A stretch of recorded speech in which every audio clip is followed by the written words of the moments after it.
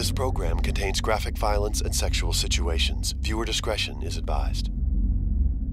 A police officer's ex-wife is found brutally murdered in her bathtub. Oh, God. There are no suspects. You don't want to presume anybody's guilty of anything. 3 years later, the same police officer's next wife disappears. If anything happens to me, Drew did it. And suddenly, a nation is captivated. Could this be coincidence? It's starting all over again. He did it to someone else. Or was she the wife who knew too much? And who is this charismatic police sergeant? I said, "You've never felt bad for anything you've done?" He goes, "Nothing." Who seems to relish the media firestorm he alone ignited. His cul-de-sac was full of TV trucks, and you had national cable shows. Do you ever really know somebody? It's a tale of deception, possession, and unrepentant evil. He's gonna kill me and he's gonna make it look like an accident. He said, "Till death do us part," and he took that vow very seriously. Meet Drew Peterson, just a cop on the beat, until murder made him famous.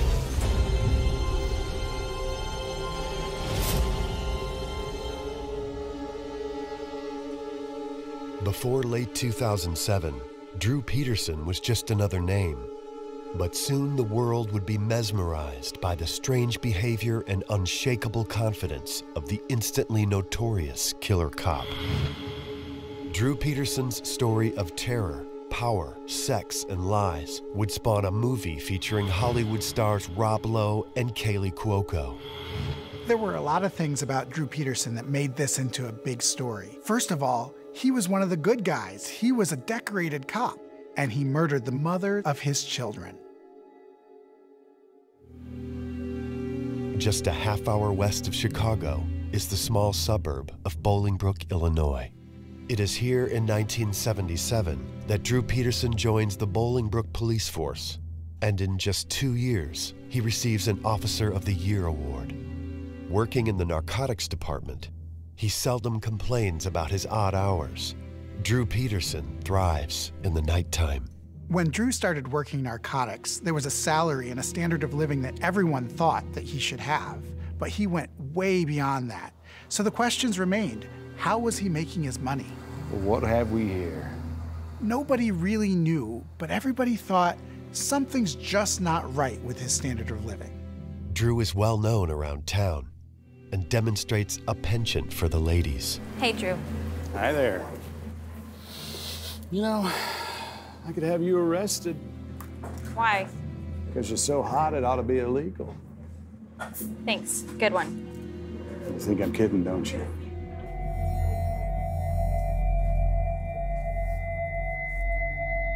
He had the badge, he had the power, and he fancied himself a ladies' man.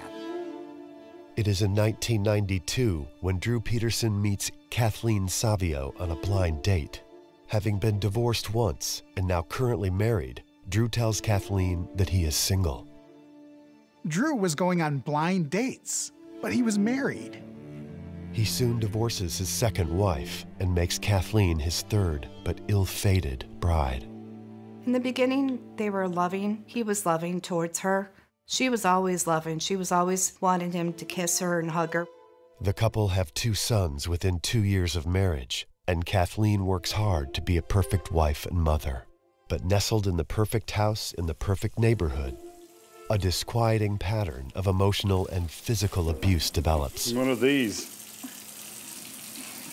How am I supposed to get turned on by those? Shut up, Drew. Drew Peterson wanted control.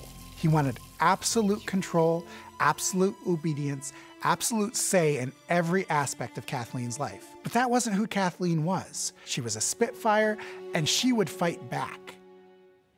Where you been? What do you mean I've been shopping? Let me see your receipt. Wait, I just needed a couple pairs of shoes, Drew. Show me the receipt! Why don't you leave me alone? And it may have cost her life. I need some romance. It is not long before Drew and Kathleen's arguments become violent. You know what? Well, maybe I'm just not attracted to you anymore. You ever think of that? Maybe you don't have anything that excites me anymore. Maybe I...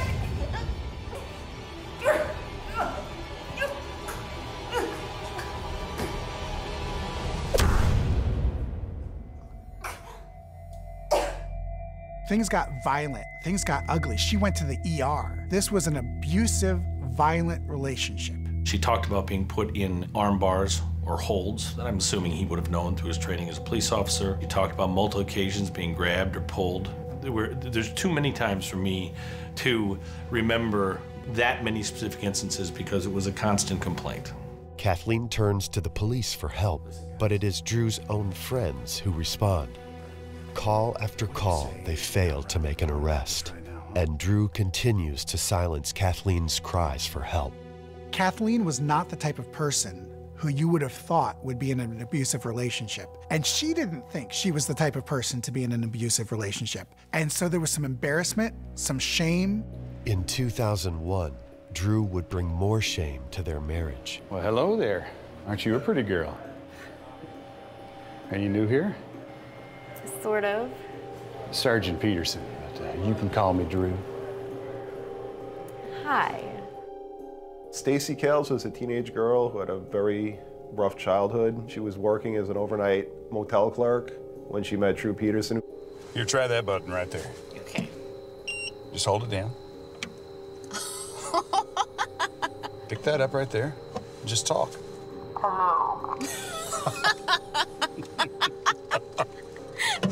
Stacy needed security.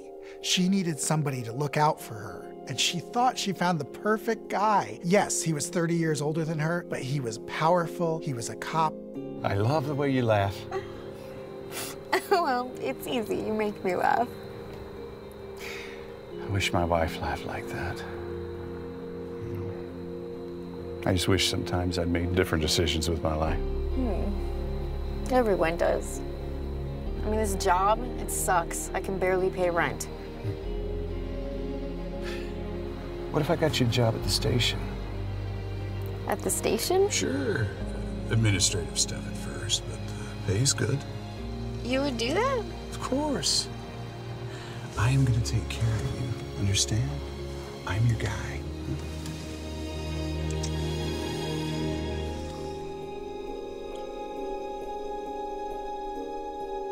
47-year-old Drew begins a secret affair with 17-year-old Stacy. He convinces her to join him in the basement of his house, while his wife and children sleep upstairs.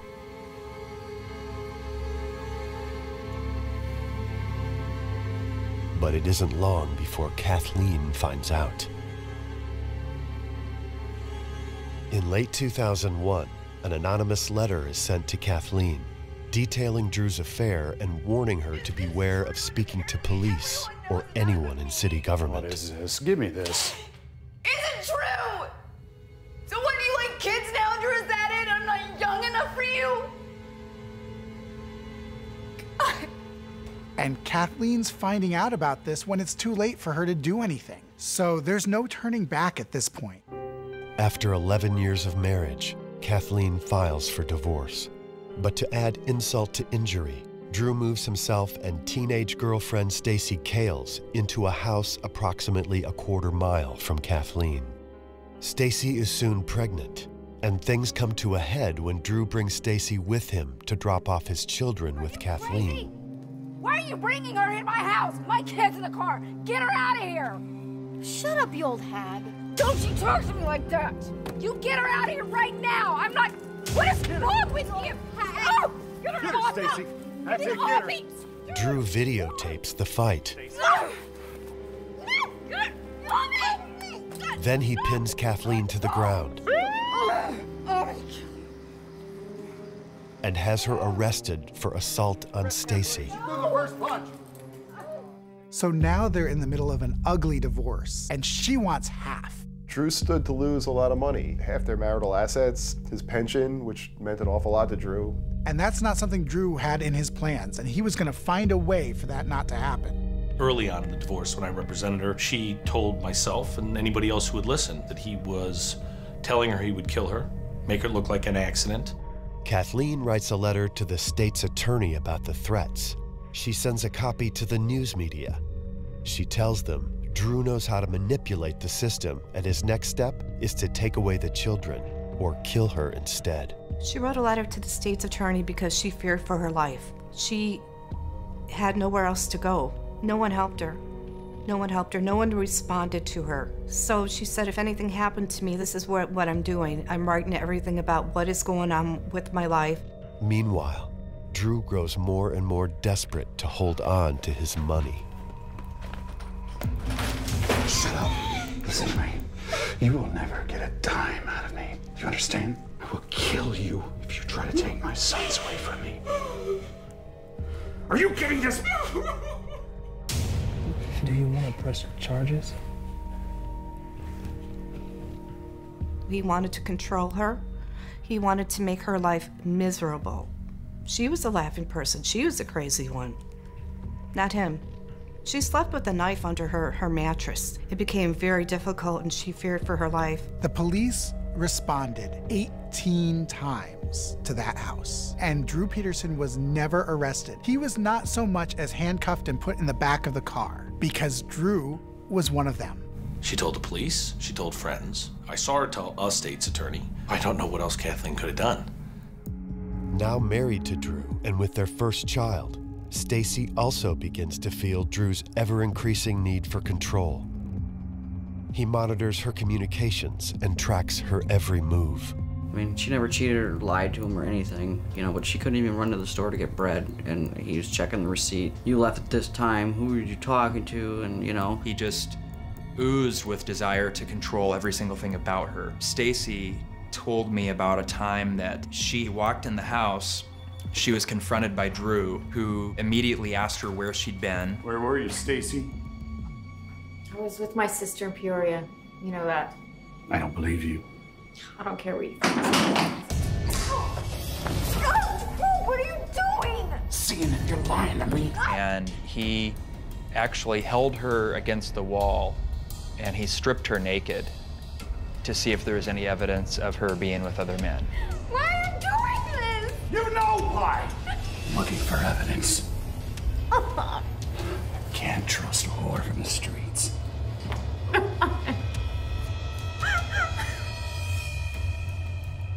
Stacy thinks it can't possibly get any worse. And then one night she sees something that shows her that yes, it can get much, much worse. Stacy and Drew had gone to bed one night at the same time. She woke up in the middle of the night. He wasn't next to her, and that was unusual. So she looked around the house and he wasn't there. And then in like the wee hours of the morning, she found him in their laundry room, and he was taking off all black clothes. What are you doing? Where did you go? Drew, what were you doing? But he dumped something else in there. You know what I was doing. She said that she looked in the washing machine, and not only were Drew's black clothes there, but there were women's clothes that weren't hers. The clothes belong to Drew's ex-wife, Kathleen, and Stacy fears the worst. Drew didn't have to explain anything to Stacy. She knew how much he hated his ex-wife, and she knew that he would stop at nothing to protect his money. She's living with a monster who's capable of doing anything. The next evening, Drew drives to Kathleen's home. He tells neighbors that he had twice tried to drop off their sons to Kathleen, but she hadn't answered the door. It's not like her. You got a key? No, come on, you know she changed the locks. I got a locksmith I can call if you think it's a good idea. Sure, let's try it.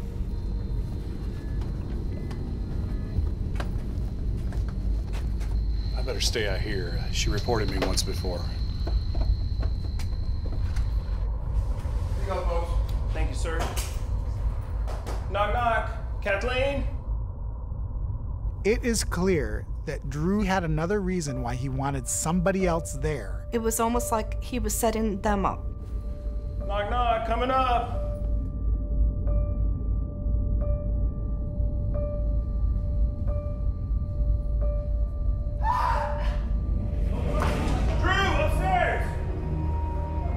God. Oh my God. Oh my God. Drew. Oh God. Oh God. Dude. Oh God. Kathleen is found dead in a bathtub. The police said, well, because Drew Peterson is one of us, we can't actually investigate this, so we'll call in the state police. The only problem is that the state police was not used to doing homicide investigations. The state police don't do a lot of homicides. They do traffic and drug interdiction, things like that. The lead investigator had never worked a homicide. To state police, who had no knowledge of Drew's violent relationship with his ex-wife, it appears that Kathleen slipped and fell, hit her head, and drowned before the water drained from the tub.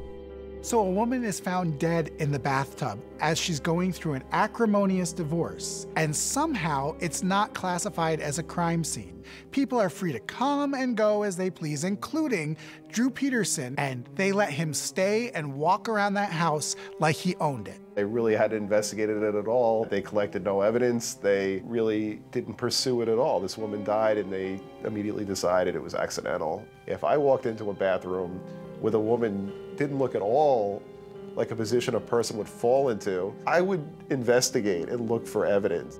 Sergeant Drew Peterson and his young wife Stacy are questioned about the death. He was questioned at his own department in the break room instead of being pulled into an interview room at the state police. He was allowed to sit with his wife, Stacy, when she was questioned, which is absurd. It's really no secret that you used to fight a lot with Kathleen, Stacy. So I've got to ask you a few questions. He coached her to lie to the police about what he had done, that he had killed Kathleen Savio.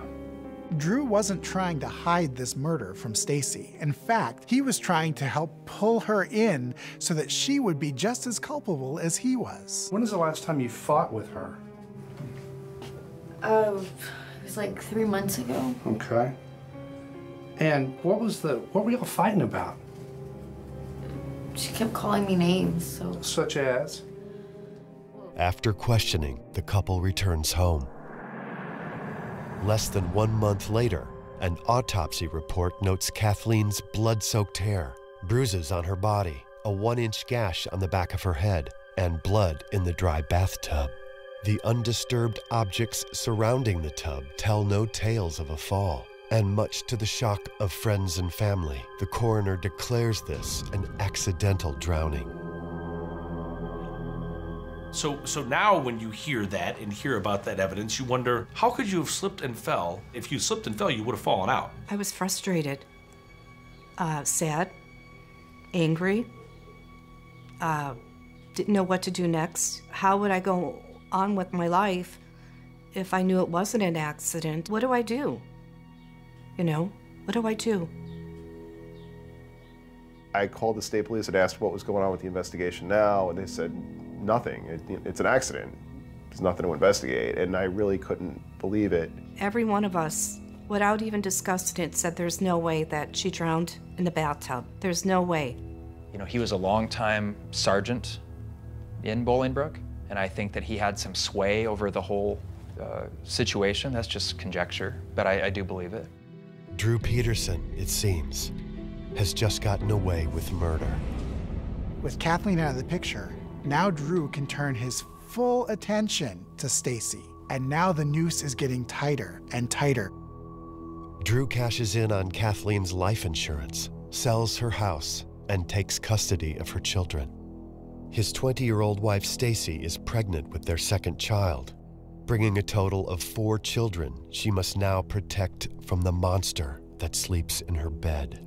If she wasn't trapped with one child, now she had one child and another baby on the way. So now she's in even deeper, if you can believe it. You know, there's always the question, why would Stacy have stayed with him? We're still talking about a very young woman who had a child, who was married to a man who she knew had just killed his ex-wife and made it look like an accident.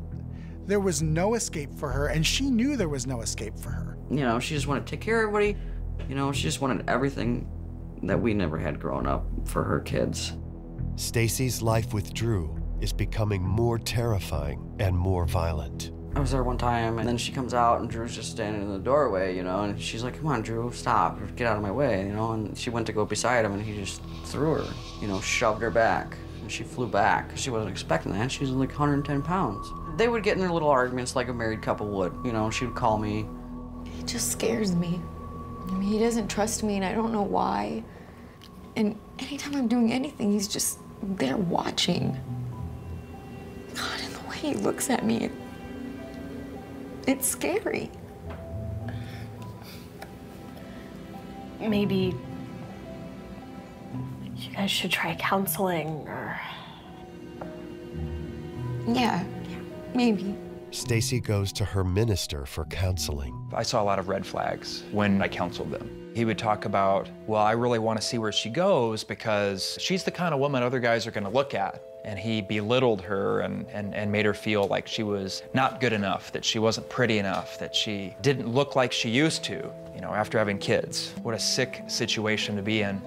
He's tracking her phone. He's wondering where she is. He's accusing her of having affairs with other men, younger men. But then, like, as things progressed, everything just got worse and worse. It was total control of all facets of life. Financial, friends, where you could go. He knew how to manipulate the system, manipulate people, follow people, track people. But I think there were times when he was very good at isolating her as well and keeping her from being able to go where she wanted to or to reach out for help when she needed help. And that just tends to be the typical MO of a domestic abuser. She got in way over her head, and she had no idea what's next. All she knows is that she can't go to police now. She can't do anything but have this baby and just hope he doesn't kill her. The thing about Drew was that he wanted to take control of the situation and make sure that he could manipulate it the way he wanted it to be. I got a call from Drew, and he said, I'd love to talk with you. And I went out and we got in the car and we drove all over Bolingbrook. He definitely wanted to convince me that there was something wrong with her emotionally, mentally. He kept talking about how at that time of the month, she just acts crazy. Meanwhile, Drew Peterson has been turning Stacy into his own living doll. She doesn't even have her looks to herself anymore. He has a say on everything. She gets LASIK, she gets breast implants, she gets all this work done, paid for by Drew. There are consequences if she doesn't do everything that he tells her to do. But Stacy has finally had enough. Stacy looked at me and she goes, so how do you feel about me getting a divorce from Drew? I'm scared. And then she kind of looked at me and she's like, what do you mean? And I said, well, look what happened to Kathleen. Then her face turned pale white. Stacy Peterson meets with Reverend Neil Shorey for what will be the last time. August 31st, 2007, I'll never forget the day. She said, he did it. And I said, he did what? And she said, Drew killed Kathleen. She said that I was the only person that she had told. And I said, what do you want me to do with what you've told me? And she said, I just want you to keep it to yourself. And I did, and I wrestled with that. I wondered if that was really the right thing to do. Immediately after I left, I checked my voicemail, and it's Drew Peterson. Drew Peterson leaves a voicemail with Reverend Shorey, stating that he is aware of Stacy's meeting with him that morning. Then, oddly, he invites the Reverend to take a flight with him aboard his ultralight aircraft. I wonder if he knows that Stacy just told me what he's done. Can you imagine getting a phone call from somebody who you know has murdered somebody who says, hey, let's go up in my plane? Who knows what would have happened if he'd gone? Stacy contacts the only authority figure left who can actually help her, Kathleen Savio's divorce attorney, Harry Smith.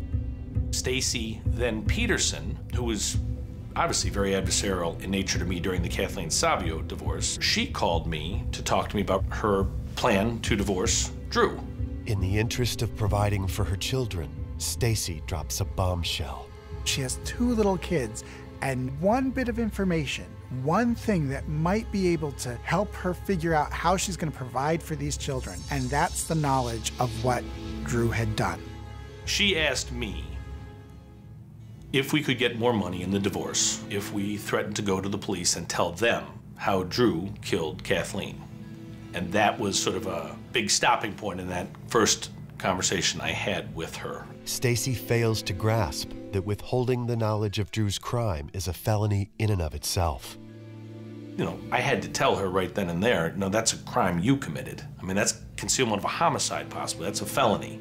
Concerned for her safety, Harry Smith asks Stacy one very important question. Did he know that she was talking to a divorce attorney? I don't think he would have been happy knowing she was talking to me. I did caution her about that on the phone, and she assured me that he didn't know about the cell phone that she was calling me from. I certainly had grave concerns in talking to her.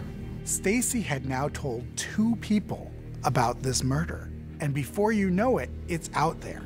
2 days before Stacy's disappearance, her sister Cassandra desperately tries to get Stacy to leave with the children. Like I am telling you, Cassandra, if anything happens to me, Drew did it. And like my heart stopped, and I said, let's go. Let's go right now. I said, no, we're packing up the kids and we're going. And she goes, no, I can't, because if I take the kids, he's the breadwinner. Exactly what she said. He's the breadwinner. Money doesn't buy happiness, you know, and Stacy knew that. She never wanted that. She just wanted to be loved, something we never really got when we were little. On October 27th, 2007, Drew and Stacy Peterson have their last fight. Hey, man, thanks for coming over. Hey, can you smell moving something? Yeah, it's up here. That evening, Drew calls his stepbrother, Thomas Morphy, and asks him if he will help him move a heavy container from his home. He recounts that the container was warm to the touch and very heavy. The next day, Cassandra cannot reach her sister. So Stacy's sister tried to call her, and she had 2 numbers to try and reach her on now, her regular cell phone and her secret cell phone. She didn't answer either one. Based on her knowledge of Drew and Stacy's volatile relationship, Cassandra fears that Drew is responsible for her sister's disappearance. I'm calling about my sister, Stacy Peterson. She's been missing since yesterday. I feel like her husband, Drew Peterson, might have something to do with it. Stacy is officially listed as missing on October 29th, 2007.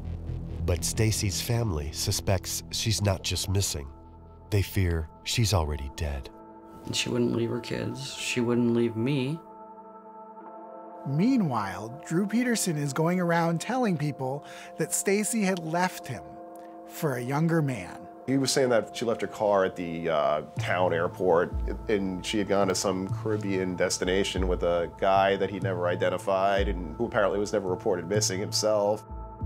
Newspaper reporter Joseph Hosey and his editors are the first to connect Kathleen Savio's death with Stacy Peterson's disappearance. I was probably getting ready to go home when my boss came up to me and said, hey, remember that guy, Drew Peterson, you wrote about a few years ago, whose wife was in the bathtub? I was like, of course I remember. And he's like, well, his current wife is missing. And I was like, really? It is not long before Reverend Shorey reads some alarming news. On the front page, it says, you know, police officer's wife goes missing. I ran and found my wife, and I said, I know what happened. I know she's not just missing.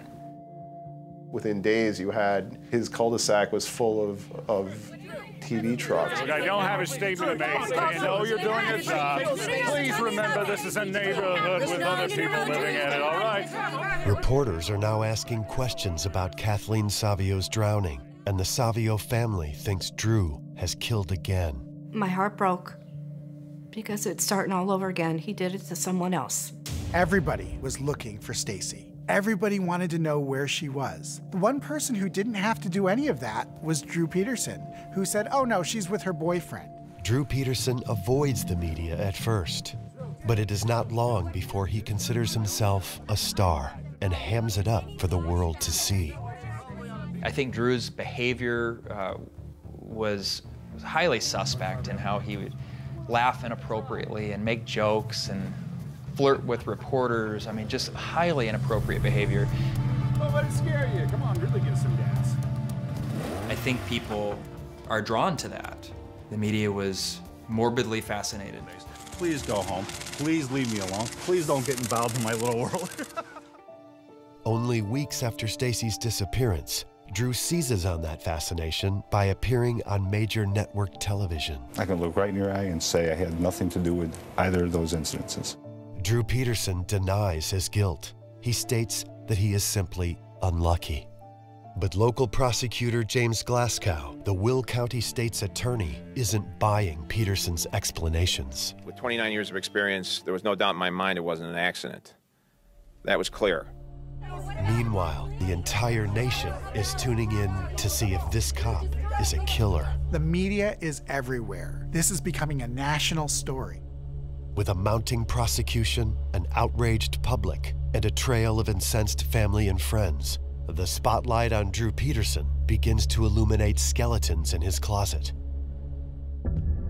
And it begins with the court-ordered exhumation of Kathleen Savio's body. What they discover will change everything.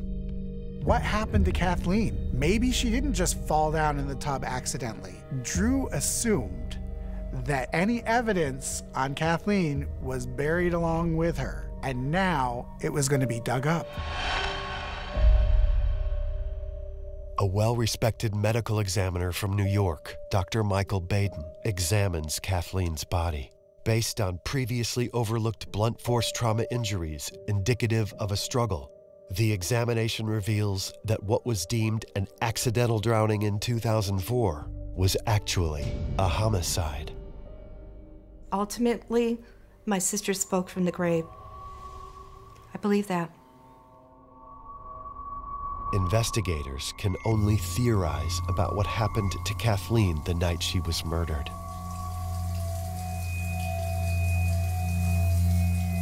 They speculate Drew snuck into her home and surprised her.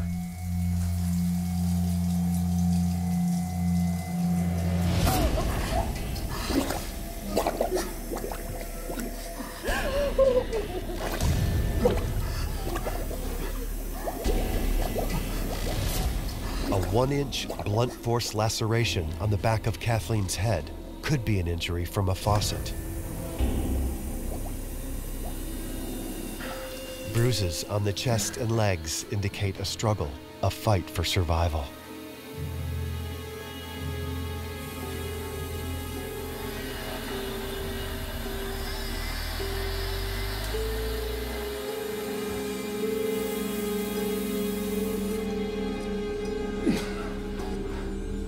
But the crime scene photos show a body in fetal position, as if it were placed well after the drowning.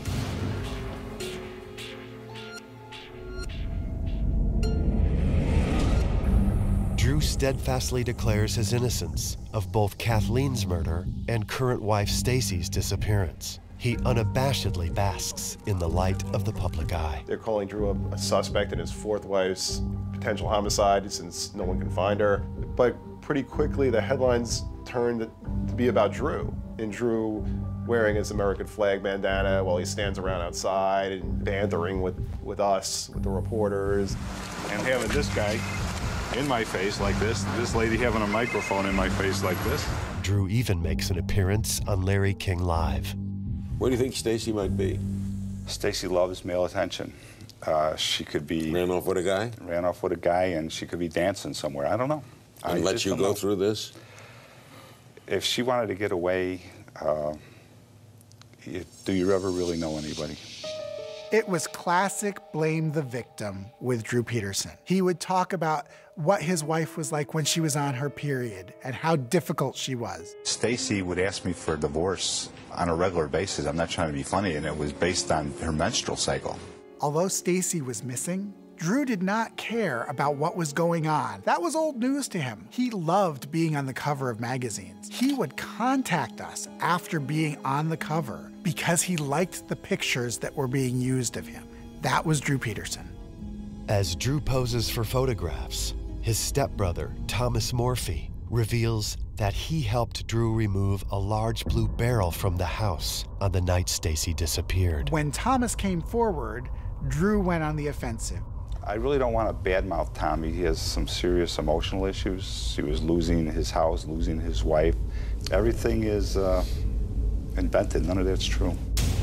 Investigators believe the blue barrel contained the body of Stacy, the wife who Drew feared would expose him as a murderer if she were to divorce him. Once again, investigators can only speculate on the circumstances surrounding her death.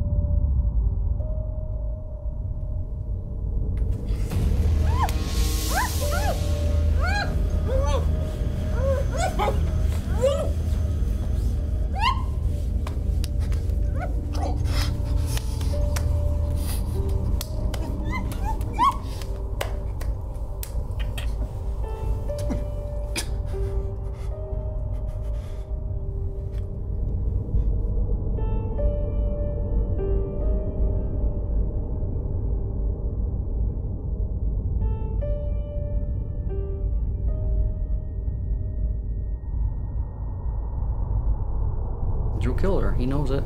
I know it. With mounting media pressure and a wrongful death suit filed by the Savio family, State's Attorney Glasgow issues a warrant for Drew's arrest, despite a lack of physical evidence. May 7th, 2009, 19 months after Stacy Peterson vanishes, and more than 5 years after the drowning death of his ex-wife Kathleen Savio, Drew Peterson is arrested for Kathleen's murder. Finally. But now what? What next? Is he going to get out? What's going to happen now? What about the bond? Bail for Drew Peterson is set at $20 million. With insufficient funds, Drew is stuck in prison for the next 3 years as lawyers on both sides mount their cases. The main evidence that authorities had in Kathleen's death was her statements. All they had was a scared woman in the midst of an acrimonious divorce who might have said anything at the time. So it wasn't a slam dunk case that they had against Drew Peterson because it was still his word against her word, and she was dead. The prosecution has only scraps of evidence from a poorly investigated 2004 crime scene. They still had the problem that they never collected any evidence in the first place, and now it's 3.5 years later and you really have no physical evidence at all.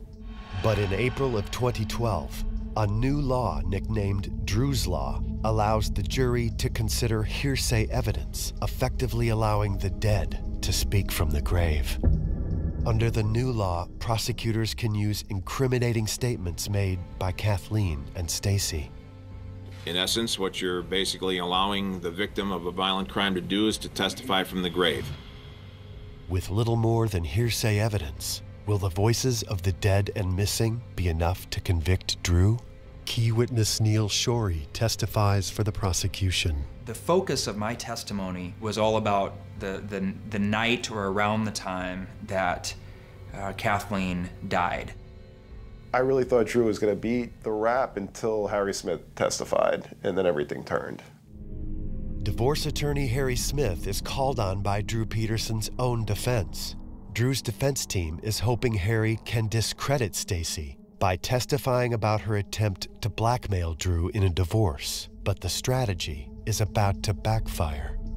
It was probably surprising to the jury to begin to hear testimony from Stacy Peterson through me on the stand, not speculating, but talking about Drew killing Kathleen Savio. I was watching him testify, and it was deadly. His testimony was deadly. When Harry Smith testified, the house of cards came tumbling down, and it looked like maybe the first time in his entire life, Drew Peterson was not going to get away with it this time. On September 6th, 2012, after just 14 hours of deliberations, the jury announces its verdict. I heard that we were supposed to be on a verdict watch. So I sat at my kitchen counter and I had my iPad in front of me. And I opened my Twitter account and I just sort of scrolled through and all of a sudden I see all these hashtags with Drew Peterson attached to it. And a few minutes later, there were just hundreds and thousands of mentions of guilty. Drew Peterson is found guilty of murder in the first degree of his third wife, Kathleen Savio. When I saw that guilty, I just had all these years of emotion come out of me, and it was, my wife and I cried together. I was happy to see that verdict come back, but it was still surprising because this is a pretty big stretch of the whole application of hearsay, without a doubt. Of all the evidence presented at trial, jurors admit that the most compelling were the hearsay statements. On February 21st, 2013, Drew Peterson is sentenced to 38 years in prison.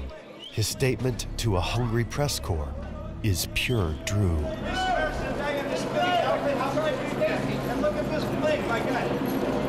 I thought he would have got more, just more, but I was happy that when I added all the numbers up that he would be in there until he was in his 90s. It keeps him in there. It's a death sentence. 38 years is a death sentence. He's gonna die in there. I mean, the guy's a dead man walking. He looks horrible. And it makes me feel wonderful. But even behind bars, Drew Peterson proves he can be as deadly as ever. He supposedly tried to put a hit on Jim Glasgow, the prosecutor in Will County who convicted him. It just shows that he thinks he's above the law, even in jail. If convicted, Drew faces another 60 years in prison. He's got an appeal pending on his murder conviction, but if I was a betting man, I wouldn't bet he's gonna win any appeals. To this day, I think he's a dipped and dyed sociopath. Drew Peterson was convicted for Kathleen's death, but Stacy's disappearance is still unsolved. There's a family and there are friends who are searching for answers on what happened to her. Cassandra continues to search for her sister Stacy with her own trained cadaver dog. I'll give him everything I have and own to know the answers. I don't even need the answers. I just want to bring my sister home and give her the final burial. My hope for Stacy's family is to get justice. I really don't think she'll ever be found. I really don't think Drew will ever be charged with doing anything to her. But I also really don't think Drew's ever getting out of prison anyway. Drew doesn't care about Kathleen. He doesn't care about Stacy. He doesn't care about their family. It's all about him. He is worthless. The families of Stacy Peterson and Kathleen Savio know how their loved ones would want to be remembered. She'd want to be remembered as a fighter. She was a fighter to the end. It's always hard to believe that human beings can treat each other in a manner like this. You can never totally protect yourself from anything, I suppose. There's no safe place for a woman who is married to a police officer that is dead set on getting rid of her. There's just not. I know more about domestic violence now than I ever did because there's so many Drew Petersons out there. I think Stacy would want to rescue other women that are in her exact situation. Drew Peterson remains in the Menard Correctional Facility in Chester, Illinois, where he is appealing his conviction. The body of Stacy Peterson has never been found.